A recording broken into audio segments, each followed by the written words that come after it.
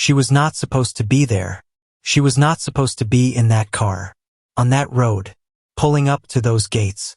She was supposed to be at the airport, starting over, leaving behind a man who had taken 3 years of her life and spent them on somebody else. She had $40 in her account, a broken suitcase in the trunk, and absolutely zero plans to become anybody's anything.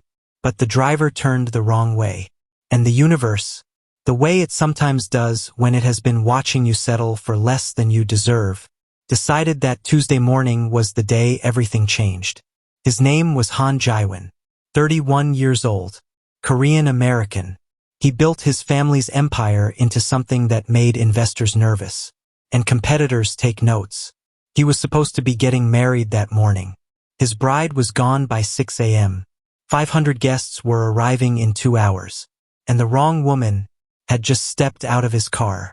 Now, before we begin the story, there is something you need to understand. Maya Carter did not need saving. She was not rescued. She did not walk into that world grateful to be chosen. She walked in, and that world adjusted to her. This is the story of a woman who got into the wrong car and ended up exactly where she was always meant to be. A man who spent his whole life doing the right thing, until the right thing walked through his door uninvited and changed every plan he had ever made. A slow burn that will make you stop everything and just listen. A love story that never once asks her to be less. Not once. Not ever. Stay with me, because Maya Carter is about to walk into a room full of people who have never seen anything like her, and she is about to show them exactly what remarkable looks like. The suitcase had 3 broken wheels. Maya Danielle Carter noticed this approximately 47 seconds after dragging it out of her apartment building and onto the cracked sidewalk of East Atlanta, where the Georgia sun was already doing the absolute most at 9:30 in the morning. One will spun freely.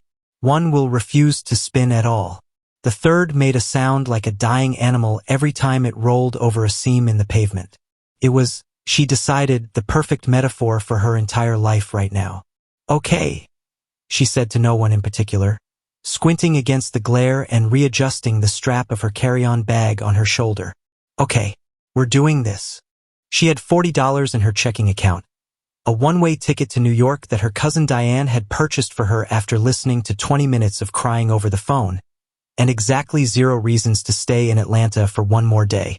The apartment she was leaving had been paid for by a man named Derek, who had apparently also been paying for an apartment across town, one where a woman named Simone had been living for the past 7 months, sleeping in Egyptian cotton sheets that Maya had helped him pick out at Macy's.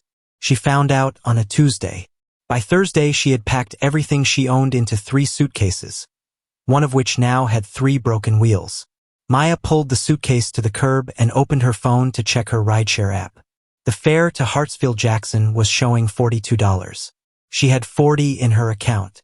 She closed the app. "Perfect," she muttered. She had called Diane back to ask about borrowing the fare money, but Diane was already at work and couldn't talk, so Maya had decided she would stand on the sidewalk and figure it out the old-fashioned way, which mostly meant standing very still and hoping inspiration struck before her flight left. What struck instead was a car. Not literally, though the way her week was going, she wouldn't have been entirely surprised. It was a vehicle that eased up to the curb in front of her building with the kind of quiet that only truly expensive cars possessed. The engine barely audible, the black exterior so glossy it reflected the whole street like a mirror. It was long and dark and impossibly clean, which felt almost offensive given the general condition of everything else on this block. The window came down. The man behind the wheel was older, perhaps in his 60s, with silver hair and a uniform that told her immediately this was not a rideshare situation. He had a tablet propped on the dashboard and was looking between it and her with an expression of mild concentration. "Miss Carter," he said. Maya blinked. "Yes. I apologize for the slight delay. Mr. Han sends his regards." He was already stepping out of the car, moving around to the trunk with practiced efficiency. "Your luggage, miss?" Maya looked at her suitcase. She looked at the car. She looked at the driver, who had now taken hold of her broken suitcase with both hands and was lifting it with the dignity of a man who had spent decades pretending everything was perfectly normal. Here was the thing about Maya Carter that people sometimes misread as recklessness but was actually something closer to exhausted pragmatism. When life had already burned down around you and you were standing in the ash with $40 in a broken suitcase, the calculation for risk changed considerably. A nice car had pulled up and said her name. She needed to get to the airport. She got in the car. The interior smelled like leather and something faintly cedar-scented, and the seat received her like it had been designed specifically for her body. There was cold water in a little holder beside her, and the air conditioning was the precise temperature of a perfect spring afternoon. Maya settled back and told herself she would figure out the logistics once they were moving. They were moving for almost 20 minutes before she realized they were going the wrong direction. She had lived in Atlanta long enough to know that Hartsfield-Jackson was south. They were heading north. Not slightly north, not taking a different route north, but definitively, unambiguously, clearly left the city north, the buildings thinning and the landscape opening up into the wide, tree-lined roads that meant money in the way that old Atlanta money expressed itself. Quietly, privately, behind gates. "Excuse me," Maya said, leaning forward slightly. "Where are we going?" The driver met her eyes in the rearview mirror. He had kind eyes, she noticed. They were also, right now, confused. "To the Han estate, miss. For the wedding." A beat of silence. "The wedding," Maya repeated. "Yes, miss." "Whose wedding?" The driver's expression shifted in a way that suggested he was beginning to suspect something had gone very wrong, but was too professionally trained to say so directly. "Mr. Han's wedding, miss. Han Jwin." He paused. "Are you not Miss Carter?" The coordinator sent from the agency.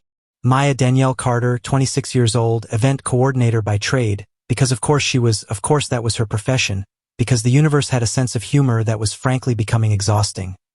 Opened her mouth and then closed it again. "I'm Maya Carter," she said carefully. "But I'm not from any agency." The silence that followed was very long and very heavy. The driver pulled the car to the smooth shoulder of the road with the careful precision of a man who was having a very bad morning and was determined not to make it worse through reckless driving. He turned in his seat to look at her fully, and Maya watched the sequence of realizations move across his face like weather. Confusion, then understanding, then something approaching quiet panic. "You are not the wedding coordinator," he said. "I am a wedding coordinator," she said, because it felt important to be accurate. "Just not yours." "Miss, I am so deeply sorry. I was given your name, Maya Carter, and your building address, and I assumed—" He stopped, pressed his lips together. "There must be two." "There must be," she agreed. He was already reaching for his phone, and Maya could see him composing himself, straightening his shoulders, preparing to handle this with the grace his position required. He made a call that lasted less than 30 seconds, speaking quietly in what she was fairly certain was Korean, and when he hung up his face had settled into something carefully neutral that she recognized immediately as the expression of a person delivering bad news to themselves internally before they said it out loud. "Miss Carter," he said, "I owe you a very sincere apology, and I need to ask a very significant favor." His name was Park Sungjin, and he had been driving for the Han family for 19 years. He explained this as he drove, not back toward Atlanta because apparently that was not currently an option, but forward, continuing toward the estate, because the situation he was describing required her to at least see it before she decided anything. The Han family, he told her, was one of the most prominent Korean-American families in the state of Georgia. Han Construction had built half the luxury developments in metro Atlanta over the past 30 years. The patriarch, Han Jwin, had come to America with $30 and a civil engineering degree and had built something that people wrote business school case studies about. His son, Han Jwin, was 31 years old and ran the company now with the kind of quiet competence that made investors feel safe and competitors feel anxious. Today was supposed to be Han Jwin's wedding day. The bride's name was Park Sungjin, and she had been selected through a process that Sungjin described diplomatically as a family arrangement, and which Maya translated internally as, they picked her out. Sungjin was from a good family, educated, appropriate. The engagement had been announced 8 months ago. 500 invitations had been sent. The estate had been transformed over the past 2 weeks into something that probably looked like a magazine spread. Sungjin had left at 6 this morning. Not left the estate. Left. As in, there was a note on her pillow, her bags were gone, and her phone was going straight to voicemail. She had, by all available evidence, looked at the entire wedding she was supposed to be the center of and decided she would rather be absolutely anywhere else. "How is he?" Maya asked before she could think better of it. Sungjin was quiet for a moment. "Mr. Han is composed," he said finally, which she understood immediately to mean that Han Jwin was holding himself together through sheer force of will and proximity to collapse. "The guests start arriving in 2 hours," Sungjin continued. "His mother is managing the situation currently, but she cannot, the ceremony cannot simply." He stopped again, and she could see his hands tighten briefly on the wheel. "Miss Carter, I am not asking you to do anything you are not comfortable with, but I made a mistake that has made a very difficult situation worse, and I am trying to think of how to fix it. And when you told me you were an event coordinator, you thought of something," Maya said. "I thought of something," he confirmed. Maya looked out the window.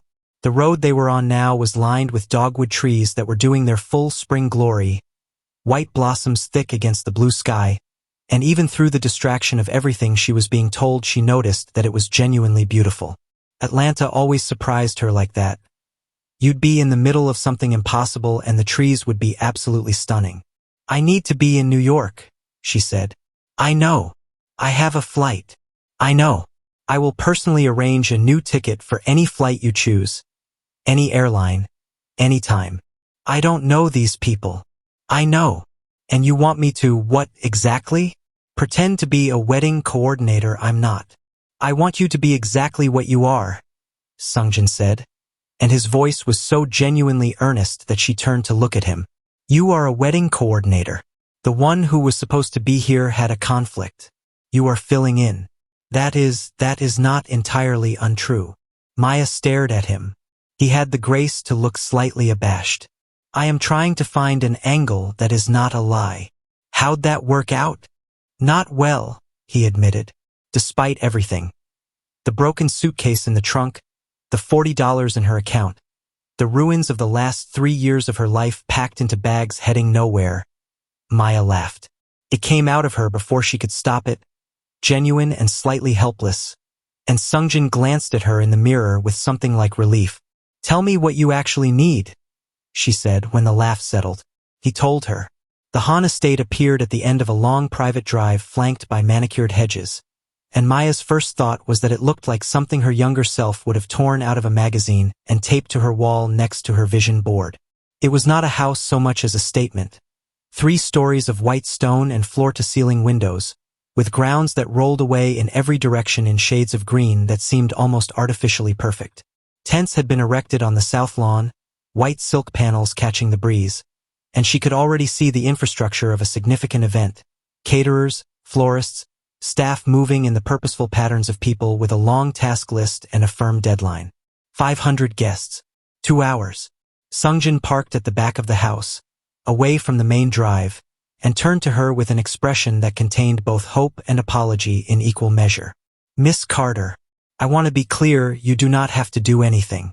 I can drive you back to Atlanta right now if you prefer." Maya looked at the estate. She looked at the organized chaos of a wedding with no bride. She thought about the flight she'd already missed, about Diane's spare bedroom in New York, about Derek and Simone in Egyptian cotton sheets. She thought about how she had been an event coordinator for 4 years and had handled 17 weddings, 3 of which had involved at least one significant crisis, 1 of which had involved a venue fire, and none of which had defeated her. She thought about how she had nothing to lose. "I'm going to need a full rundown of the event schedule," she said, opening the car door. "Vendor contacts, seating chart, timeline, all of it. And I need to know if there's somewhere I can change. I can't walk into that estate in travel clothes." She paused, 1 foot on the ground, and looked back at Sungjin. "And I need to talk to him." "To Mr. Han?" "Yes. I'm not going to walk into this blind. If I'm going to help, I need to know what I'm walking into from him directly, not secondhand." She met Sungjin's eyes. "Is that going to be a problem?" Sungjin looked at her for a long moment. Then something in his expression shifted, not just relief but something closer to recognition. like a man who had just realized the universe had perhaps not made a mistake after all. "No," he said. "That will not be a problem." They put her in a room on the second floor that was larger than her entire Atlanta apartment, with a window seat overlooking the south lawn and an attached bathroom with a rainfall showerhead and towels that had probably never experienced anything as mundane as a Target clearance rack. Sungjin had called ahead, and a woman named Ms. O, small, efficient, with reading glasses pushed up on her head and a tablet in her hand, was waiting with a rack of clothing that took Maya approximately 5 seconds to understand was not rental. "These were purchased for the coordinator position," Ms. O said, in English that carried a faint accent and zero nonsense. "Several options. The event is garden ceremony, formal reception. You will need something appropriate for both." Maya looked at the rack. Every piece on it was the kind of clothing she appreciated from a respectful distance in department stores while knowing better than to look at price tags. "Who bought these?" she asked. "The family accounts," Ms. O said simply, as if that explained everything, which in its way it did. Maya selected a dress that managed to be both professional and beautiful. Deep green silk that moved like water, with a structured bodice and a skirt that fell to mid-calf. It was the kind of dress that said, "I belong here," without screaming it. She had spent years learning the difference. She was standing at the window, reviewing the event brief that Sungjin had sent to her phone, when there was a knock at the door. She knew before she opened it that it was him. She knew the way you sometimes know things without evidence, the way a room changes pressure before a storm. She straightened her spine, which was a habit she developed sometime in her childhood, when she'd understood that the world took you at your own assessment, and opened the door. Han Jwin was not what she had expected, though she would have struggled to say exactly what she had expected. He was tall. She registered that first because she was 5'8" and he had several inches on her. He was wearing a suit that was clearly the top half of his wedding ensemble, charcoal with subtle structure, though he'd removed the tie and opened the top button of his shirt in a way that somehow read less like casualness and more like controlled damage. His face was, she catalogued this professionally, the way she catalogued everything, composed and angular and carefully, deliberately unreadable. He was, objectively, one of the most attractive men she had ever seen in person. She noted this the way she noted the quality of the towels, as a fact, relevant but not currently actionable. His eyes, when they met hers, were dark and still and doing something very complicated underneath the surface. "Miss Carter," he said. His English was perfect, accented faintly in a way that suggested Korean as a first language and American schooling somewhere after that. "I'm told you were in the wrong car." "I was," she said. "I'm sorry for the confusion." "Don't be." Pause. "You didn't cause it." He looked at her for a moment with an attention that was not rude but was very thorough, the kind of look that was making an assessment without pretending otherwise. "Sungjin tells me you're an event coordinator." "I am. But not the one we hired." "No." He nodded slowly. "He also tells me you're willing to help." "I'm considering it," she said, because she wasn't a pushover and he didn't need to think she was, regardless of the situation. "I wanted to talk to you first." Something shifted in his expression. Something brief and hard to name. "What do you want to know?" "Everything that's going to make my job harder than it needs to be," she said. "Not the personal details, I don't need those. But anything that's going to affect how those guests need to be handled today, I need to know it now. Not when I'm standing in front of 500 people." He studied her for another moment. Then he stepped back from the doorway slightly, an invitation, and she followed him down the hall to a smaller sitting room that felt like a space people actually used rather than displayed. Books on the shelves, a coffee cup on the table, the window open to let in the May air. He told her what she needed to know. The guests included both family friends who knew this was an arranged engagement and would not be shocked by its dissolution, and business associates for whom appearances mattered considerably. His mother, Han Jwin, was the person she would need to coordinate most closely with and also the person most likely to make her job difficult. There were two families in attendance who had a decades-long rivalry and could not be seated near each other. The head caterer had a conflict with the head florist that predated today but could surface under pressure. He told her all of this in the organized, precise way of someone who managed complex situations for a living and did not allow himself the luxury of panic. But she watched his hands while he talked. He had his right hand flat on the table in front of him, very deliberate, very still, and she understood that stillness the way she understood her own straightened spine. It was maintenance. It was a person holding themselves exactly where they needed to be through conscious effort. When he finished, she asked 2 questions, made 3 notes on her phone, and looked up. "One more thing," she said. "The guests who knew this was an arranged marriage, what do we tell them about where she is?" A very brief pause. "Family emergency," he said. "Her family had an urgent matter. She sends her regrets." "And the ceremony?" "Postponed," he said. "Indefinitely." He said the word with perfect flatness, like it had no weight at all, and she could see exactly how much weight it actually had. "Okay," Maya said. She stood, smoothing the green silk. "I can work with that. The event becomes a gathering instead of a wedding. We reframe it, we redirect the energy, we make sure every single guest leaves feeling like they were hosted beautifully. People remember how you make them feel. If we do this right, what they'll remember is a gracious afternoon, not an absent bride." He was looking at her with an expression she couldn't fully read. "You sound confident." "I am confident," she said, not unkindly, just honestly. "That's what you need right now." Something happened in his face that was very small and very quick, like a door opened an inch and then closed again. "Yes," he said quietly. "It is." She moved toward the door and then paused, turning back. "For what it's worth. I'm sorry this is your day." He met her eyes. "For what it's worth," he said. "I'm glad it was your car." She did not have time to think about that sentence for the rest of the morning. She had 47 minutes before the first guests arrived, a catering team whose timeline had been built around a ceremony that was no longer happening, a florist who had arranged 220 centerpieces for a wedding that needed to become a party, and a mother of the groom who found her in the main hall at 11:15 and looked at her the way customs officials looked at passports they weren't sure about. Han Jwin was in her late 50s and wore her age the way people wore tailored clothing, deliberately, with intention, without apology. She was elegant and contained, and her English was precise in the way of someone who had learned it later in life and refused to be imprecise with anything. "You are not from the agency," she said. It was not a question. "No, ma'am," Maya said. "There was a miscommunication. But I am a professional event coordinator, and I have full command of the timeline and vendor situation. Your guests are going to have a beautiful afternoon." Mrs. Han looked at her. "You are very young." "I've coordinated 17 weddings," Maya said, "including one where the venue caught fire in the middle of cocktail hour. All 17 couples left happy. One of the fire ones is still my favorite wedding I've ever done." A pause. "The florist," Mrs. Han said, "is going to push back on repositioning the altar arrangement." "I know," Maya said. "I've already called her. We're moving it to the garden terrace and framing it as a design upgrade. She thinks it was her idea." The pause this time was different, shorter and with something different in it. "The Kwan family," Mrs. Han began. "East Garden, shaded area, near the water feature.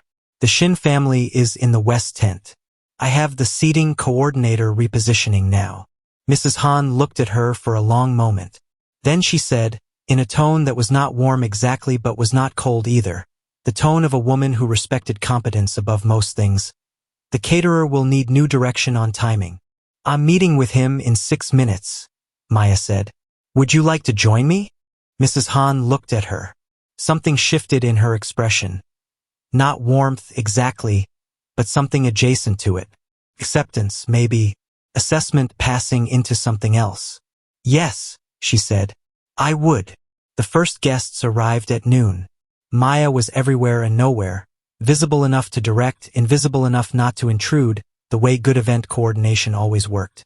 She had her earpiece in and her phone in her hand, and she moved through the estate's grounds with the specific purposeful grace of someone who knew exactly where she was supposed to be at every moment. She saw Jiwon from across the garden at 12:20, standing with a group of older men in suits, holding a glass of water and nodding at something being said to him. He was performing it perfectly, the gracious host, the composed son, the man with no crisis visible anywhere on his surface. She knew it was performance because she recognized the particular quality of stillness he carried, the same stillness she'd seen in the sitting room, the same deliberate maintenance. He caught her eye across the distance of the garden, held it for exactly 1 second, then looked back at his guests. She turned and went to handle the issue with the string quartet, who had prepared a program designed for a wedding ceremony and needed redirection for a garden party, and did not think about that 1 second for another hour. It was her job not to think about it. She was extraordinarily good at her job. At 2 in the afternoon, a woman in the East Garden asked Maya directly, "Where is the bride? We were so looking forward to meeting her."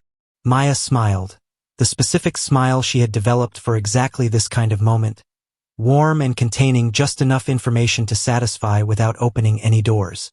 "There was a family situation that required her attention," she said. "She sends her genuine regrets. Mr. Han is so grateful you're all here." The woman nodded sympathetically. Of course. Family first." She paused, looking at Maya with the frank curiosity of someone deciding whether to ask a question they were already forming. "And you are?" "Maya Carter," she said. "I'm with the family today." It was not a lie exactly. She was demonstrably with the family today. The woman smiled. "Well, you've done a beautiful job. This is just lovely." "Thank you," Maya said. "Enjoy the afternoon." She turned away and nearly walked directly into Jiwon, who was apparently standing 2 feet behind her and had been there for some portion of that exchange. She recovered without stumbling, which she considered a personal victory given that she was in heels on grass. "Sorry," he said, though he didn't look sorry exactly. He looked like a man who had just watched something and found it interesting. "I didn't mean to startle you." "You didn't," she said, because her spine was straight and she was a professional. "How are you holding up?" He seemed momentarily caught off guard by the directness of the question. People in his position, she imagined, were not frequently asked how they were holding up. They were assumed to be fine or left to be fine privately. "I'm managing," he said. "That's not the same thing." He looked at her. "No," he said quietly. "It isn't."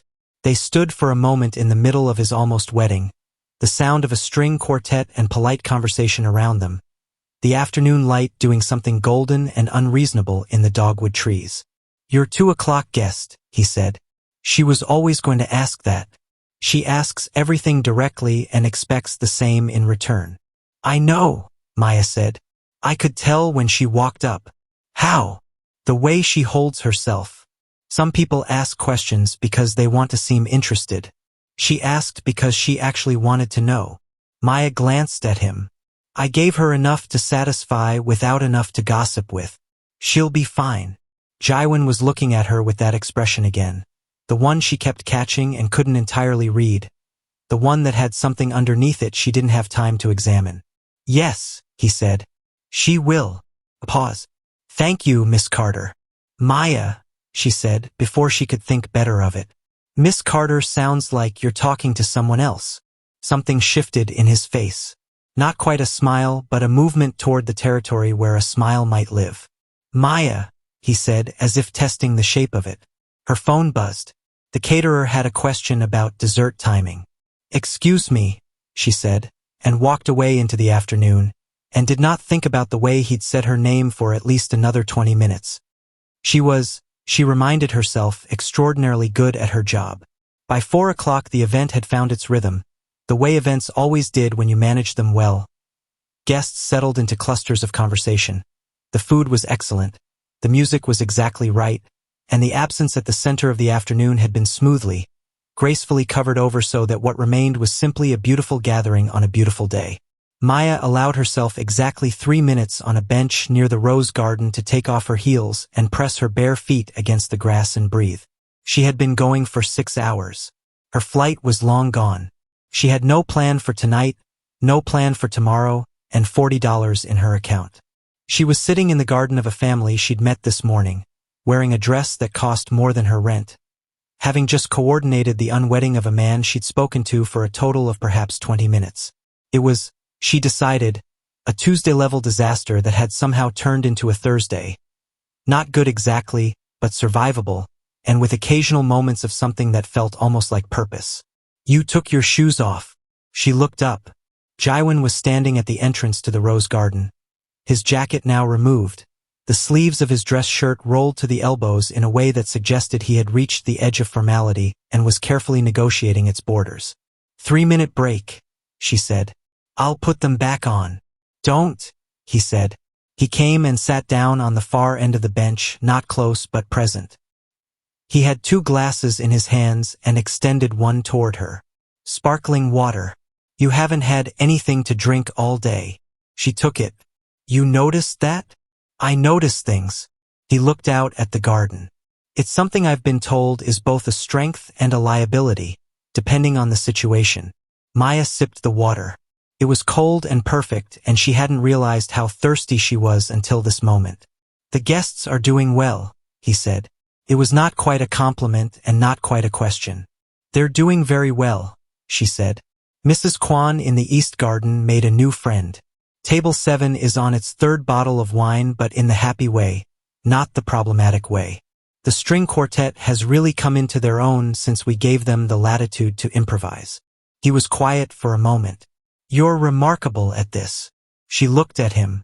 He was looking out at the garden still, his profile clean against the late afternoon light, and he said it simply, factually, the way he'd said everything, without decoration, without performance. Thank you, she said. I mean it. He turned to look at her then, and the directness of it was significant because she understood by now that he was a man who did not look at things accidentally. I don't say things I don't mean. I'm getting that impression, she said. A pause that had something in it, something that was aware of itself. What happens now? He asked. For you, I mean, after today. Maya looked at her feet on the grass. I have a cousin in New York, she said. I was trying to get to her when when Sungjin found me. She paused. New start. That was the plan. Was, he said, catching the tense.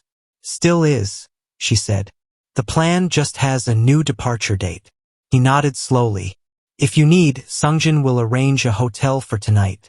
And the flight. We owe you considerably more than this afternoon. You don't owe me anything.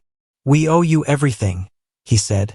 And the quiet certainty in it was the kind of thing that sat in your chest whether you wanted it to or not.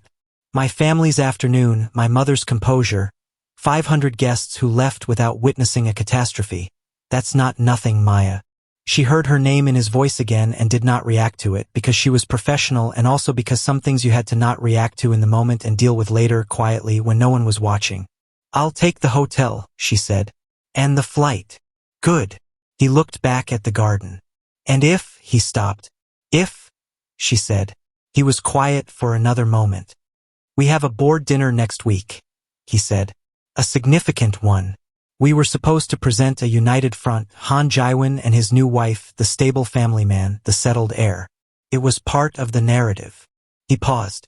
I realize this is an extraordinary thing to ask a stranger. Maya turned to look at him fully. He met her eyes. 1 week, he said. Not as a wife. Not as anything other than what you are. I just need someone beside me who knows how to be in a room. A pause. I'll pay you. Professionally. As a coordinator, if that framing is easier. And after the week, she said. After the week. Sungjin drives you to the airport himself and you go to New York and start your new life. He held her gaze. You have my word. Maya Danielle Carter, 26 years old, $40 in her account, sitting barefoot in the rose garden of a stranger's estate with a broken suitcase in a trunk somewhere and a life she'd just set fire to. Looked at Han Jwin and did the calculation that her version of pragmatism required. 1 week. Professional. Her terms. New start had never specified a start date. I have conditions, she said. Name them, he said immediately, which told her something about him that she filed away carefully. I'm not a prop, she said. I'll be in those rooms and I'll hold my own. But I'm a person in this arrangement, not a decoration. If I'm uncomfortable with something, we talk about it. Agreed. I want the terms in writing.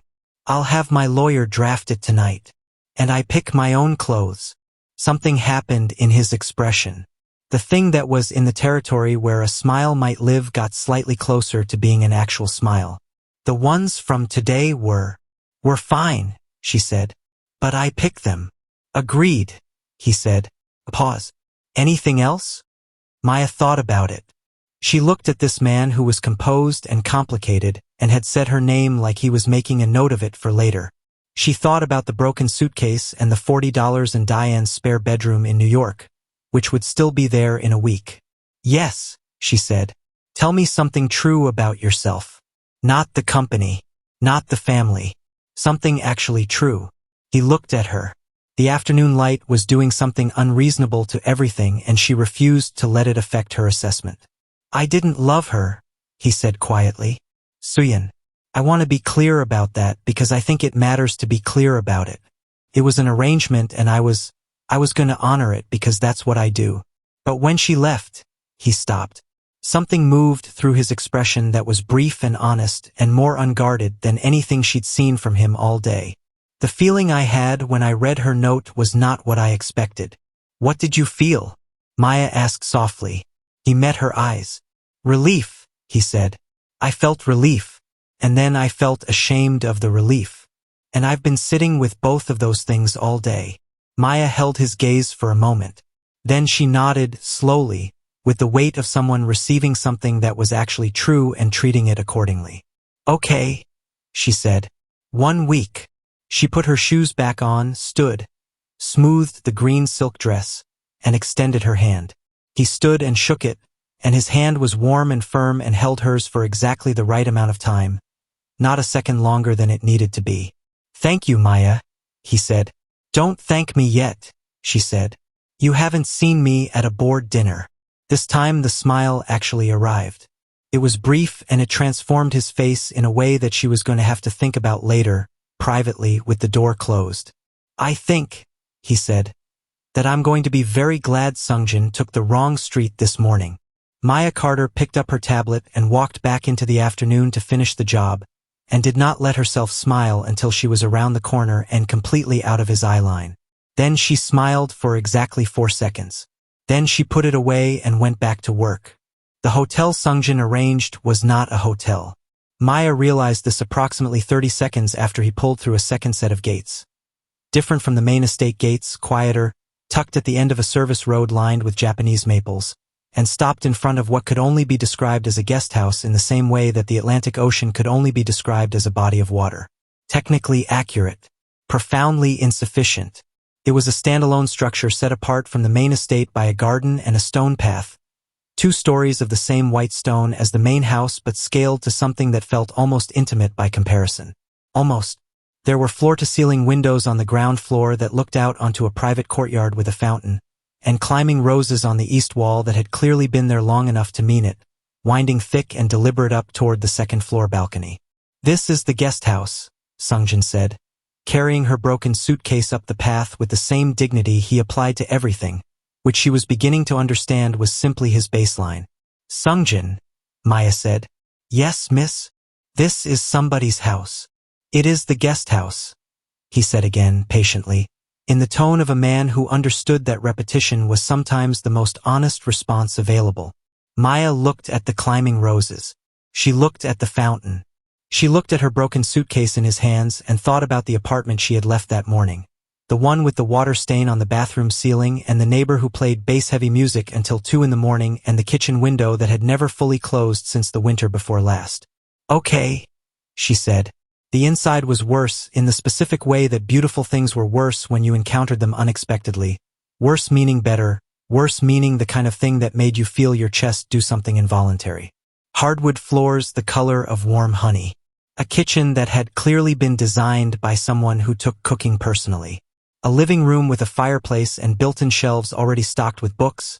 Real books, the kind with cracked spines that suggested they had actually been read. The bedroom upstairs had a king bed with linen sheets in a shade of white that had nothing to do with the white of cheap things and everything to do with the white of things that had been chosen with care. She stood in the middle of the living room and breathed for a moment. It was quiet here in the way that money made things quiet. Not silent, but insulated, the world held at a respectful distance. Through the windows she could see the main estate lights beginning to come on as the evening settled in. Warm gold squares against the darkening sky. Sungjin had set her suitcase by the door and was hovering in the way of someone who had something else to say. The kitchen is stocked, he said. There is also a menu for the main house kitchen if you prefer to have meals sent over. Mr. Han said. He paused. Mr. Han said that you should have whatever you need. That phrase was specific. Whatever you need. Maya turned to look at him. He said that. Those were his exact words. Sungjin's expression was professionally neutral in a way that somehow communicated a great deal. I have also taken the liberty of arranging for your flight to be rescheduled to open-ended. When you are ready to travel, you tell me and I will have everything confirmed within the hour. Thank you, Sungjin. He nodded, moved toward the door, paused with his hand on the frame and turned back with the expression of a man who had decided to say one more thing. Miss Carter, he said, I have worked for this family for 19 years. I have seen Mr. Han manage situations that would have dismantled other men entirely, and I have watched him do it without ever letting anyone see the cost. A pause. Today was a particular kind of difficult. And the afternoon it was better than it had any right to be. That was you. He met her eyes. I wanted to say that directly, because I think you should know it. Maya held his gaze for a moment.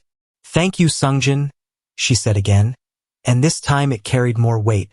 He nodded once, the kind of nod that closed a thing properly, and left. She stood in the quiet of the guest house and listened to the fountain in the courtyard, and thought about the fact that 12 hours ago she had been standing on a cracked sidewalk in East Atlanta with $40 and a broken suitcase. Then she opened her phone, called her cousin Diane, and said, I need to tell you something and I need you to let me finish before you say anything. Diane, to her credit, let her finish. Then said, Maya Danielle Carter, I have known you for 26 years and I want to be very clear that I am not even a little bit surprised. The document arrived at 9 the following morning. Not emailed. Delivered. Sungjin at the guest house door with a cream envelope and an expression that suggested this was simply how things were done in this particular world. Inside was 6 pages of clean legal language that Maya sat down and read twice, slowly, the way her father had taught her to read anything before she signed it. Her father had been a high school history teacher who had also, for 17 years, been a deacon at their church, and he had held the firm conviction that the 2 most important skills a black woman in America could have were the ability to read a room and the ability to read a contract. She read the contract. She had to acknowledge, thorough. Her role was defined as professional engagement consultant, which she appreciated for its accuracy or near accuracy, or at least for its commitment to finding an angle that was not a lie. Her compensation was listed at a number that made her sit very still for a moment and then read it again. It was per week. It was, by itself, more than she made in 3 months of independent coordination work. Her conditions from yesterday were written in verbatim. Word for word, the 3 things she had said on the bench in the rose garden. She had not expected that. She had expected them paraphrased, softened, reduced to the general shape of an agreement without the specific weight of a commitment. She read them again. I'm not a prop. If I'm uncomfortable with something, we talk about it. I pick my own clothes. Word for word. There was a line at the bottom that had been added in handwriting rather than print, which told her it had been added after the lawyer finished. A personal addition rather than a legal one. The handwriting was precise and slightly angular. The handwriting of someone who had been taught to write carefully and had never stopped. These terms are a floor, not a ceiling. If there is anything else you need, ask. Maya looked at that line for a long time. Then she signed the document, put it back in the envelope, and called Sungjin to let him know it was ready. Jiwon came to the guest house at 10. He knocked, which she noticed because the guest house was technically his family's property and he knocked anyway. And when she opened the door, he was in clothes that were a different version of him than yesterday. Not the wedding suit and the careful performance of a man holding himself together. Dark trousers, a simple light gray shirt, no tie.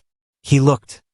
She searched for the right word and settled on present, as if yesterday he had been a man managing a situation and today he was simply a person standing at a door. Good morning, he said. Good morning. She stepped back to let him in, because it was his guest house and also because she had made herself coffee and was holding the mug in a way that suggested she was not going to stand in a doorway for a long conversation. He came in and looked at the space with the brief look of a person checking that things were in order, and then he looked at her and the signed envelope on the counter and something in his expression settled. You read it carefully, he said. It was not a question. Twice, she said. Good. He meant it. She could tell he meant it, that he was not performing approval but actually felt it. I would have thought less of you if you hadn't. I know, she said, and she did know, which was interesting. She poured him coffee without asking, because he looked like a man who had been up for hours and had been running on something other than adequate rest. And she set it on the counter between them, and he looked at it and then at her with an expression that contained something she didn't have a category for yet. Thank you, he said. There's a briefing I want to do, she said, because she was professional and because getting into the work was always the right first move. If I'm going to be effective this week, I need to understand the board dinner more specifically.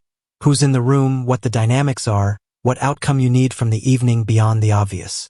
He nodded, wrapping both hands around the mug, and she noticed again the deliberate quality of his stillness, the way he occupied space with intention. The dinner is Thursday. 8 board members plus spouses.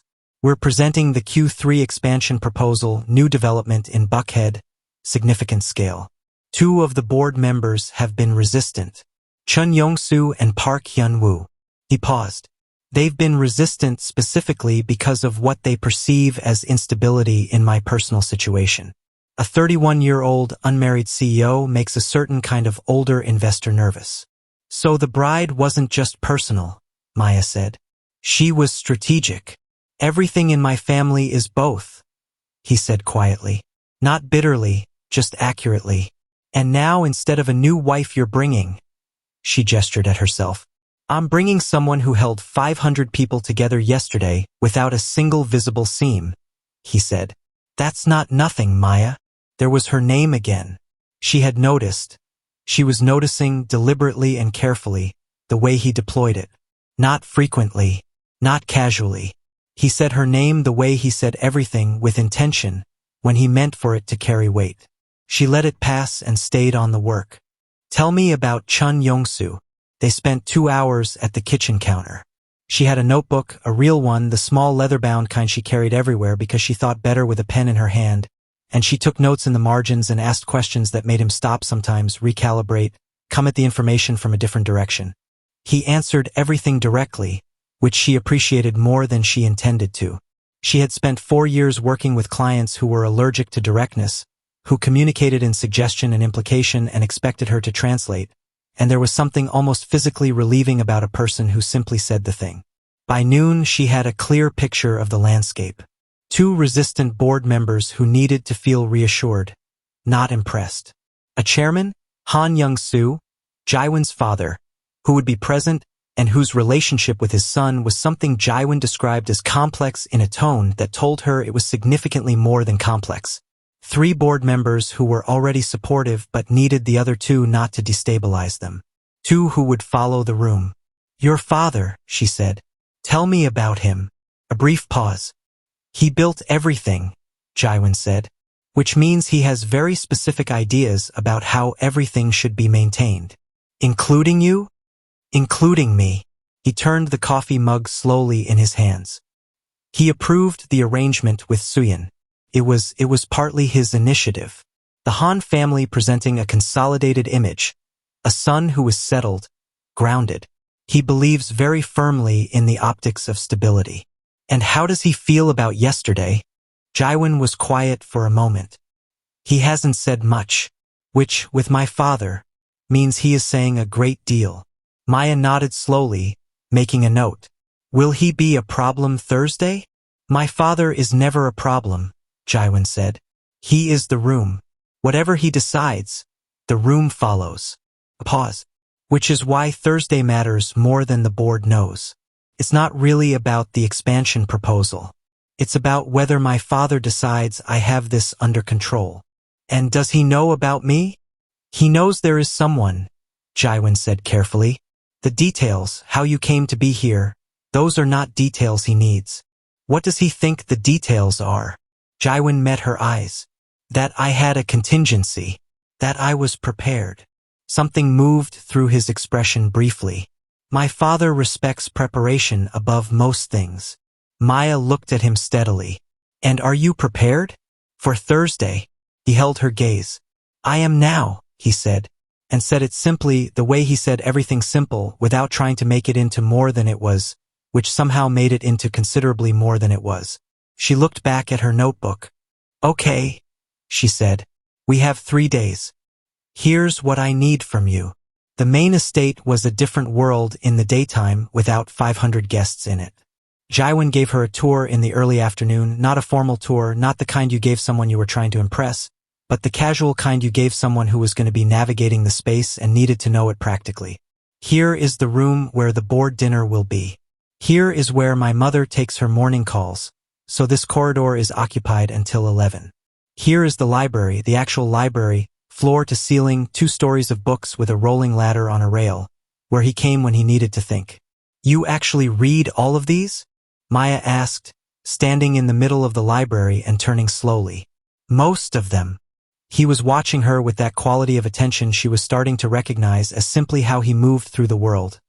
Present, observant, not trying to hide the fact that he was paying attention. "My grandmother left me her collection when she passed. Those 3 shelves on the east wall.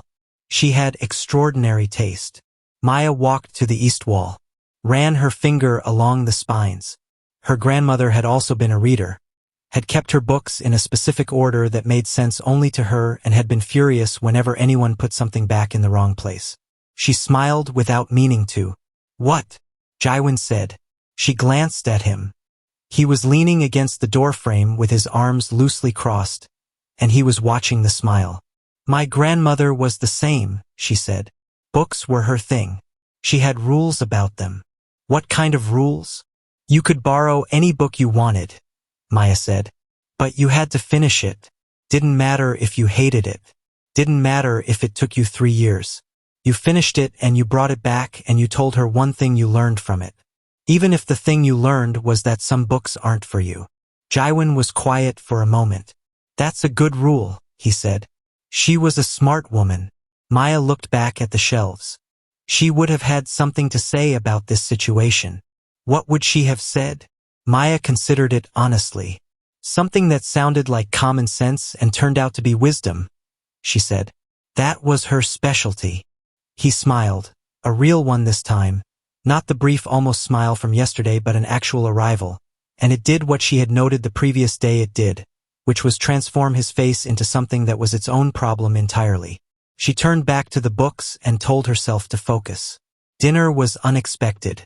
She had planned to eat in the guest house, had fully intended it, had looked at the stocked kitchen and chosen the ingredients in her head, when Ms. O appeared at the guest house door at 6:30 with the information that dinner was being served in the small dining room and that Mr. Han had extended an invitation. "The small dining room," Maya said. "Yes, miss. Not the formal one." Ms. O's expression communicated that this distinction was significant without explaining exactly why. "Just family this evening." Family. Maya stood in the hallway of the guest house in her off-duty clothes, the ones she had actually packed for herself, dark jeans and a rust-colored top that she wore because she liked it, not because anyone was watching, and considered the word. "Who specifically?" she said. "Mr. Han. His mother." A pause. "His sister arrives today. Jiwon." Maya had not been briefed on a sister. She made a note to add that to tomorrow's briefing session and went to dinner. The small dining room was, relative to the formal one she'd seen on the tour, genuinely small, which meant it could seat perhaps 12 people at the round table rather than 40. It had a warmth the formal rooms didn't, lower ceilings and warmer lighting and windows that looked out on the kitchen garden, where herbs grew in organized rows. Mrs. Han was already seated, her posture impeccable, a glass of wine in front of her. She looked up when Maya entered and gave her the same careful assessing look as yesterday, though with something fractionally different in it, not warmer exactly, but more settled, like a verdict that had been delivered and didn't need to be relitigated. "Miss Carter," she said. "Mrs. Han." Maya took the indicated seat with the ease of a woman who had sat at many tables and understood that ease itself was a statement. She did not perform comfort.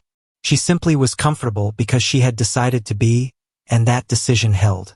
Jiwon came in 30 seconds later, and behind him was his sister.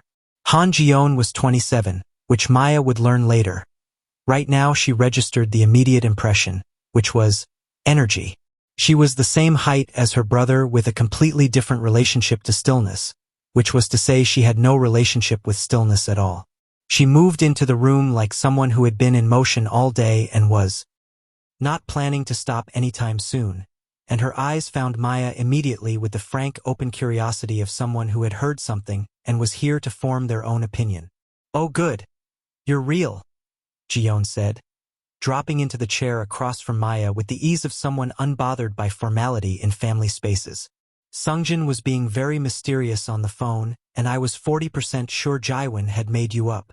"Jiwon," Jiwon said, in the tone of an older sibling invoking a lifetime of this exact dynamic. "What? She's real. I'm acknowledging it positively." Jiwon extended her hand across the table to Maya with a grin that was its own weather system.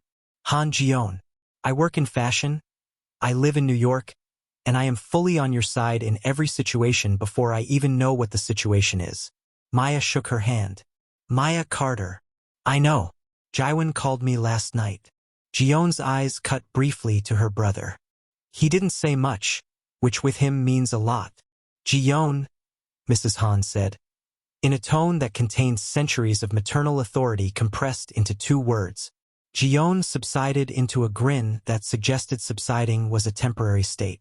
The food arrived, served family style, which was another distinction from the formal dining room, dishes placed in the center for people to take from themselves, an intimacy that Maya recognized as significant in a house that clearly had the infrastructure for more formal service. Someone had decided this dinner would be this kind of dinner. She suspected that someone was Jiwon. The conversation found its level. Mrs. Han asked Maya about her work, not aggressively, not as an audition, but with the genuine interest of a woman who respected professional competence and wanted to understand its shape. Maya answered directly, the way she answered everything, laying out her background without embellishment and without diminishment either. 4 years independent, 17 events, a client list she had built herself from nothing through referral and reputation. "The venue fire," Jiwon said, and there was something almost like amusement in it. Maya looked at him. "You remembered that." "I remember things," he said simply. Jiwon's eyes moved between them with the alertness of a woman who collected information the way some people collected art, for the pleasure of it, for what it revealed. "What fire?" Jiwon said. So Maya told the story, the Hendersons' wedding 3 years ago, the faulty wiring in the venue's kitchen, the smoke that had started 40 minutes into cocktail hour, the way she had calmly and without causing a stampede moved 230 guests to the outdoor pavilion and reorganized the entire reception on the fly and somehow, made it feel like the outdoor version had been the plan all along. The Hendersons still sent her a card on their anniversary. By the end of it, Jiwon was leaning forward on her elbows, delighted. Even Mrs. Han had something in her expression that might, in different light, have been described as the beginning of being impressed. Jiwon was watching her with that look. She caught it. He didn't look away. There was something in his steadiness that she was going to have to deal with at some point. The way he did not perform casualness around her, the way he looked at her, the way people looked at things they were genuinely interested in, without apology and without theater. She looked back at Jiwon and continued the story.